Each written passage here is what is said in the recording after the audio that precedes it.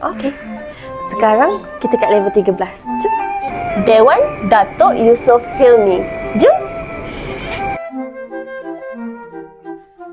Ni seating dia muat 120 orang. Ha, Dan kalau nak fully cooperate bilik ni di sini kita akan ada kerusi 180.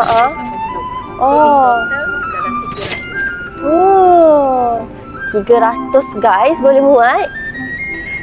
Hai, sekarang Mimi berada di dalam dewan. Korang tengok ni.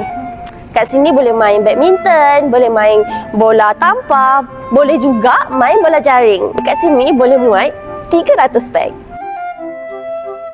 Kita ada gardens, pokok limau, pokok serai, semua pokok lah ada. Ini bukan office biasa.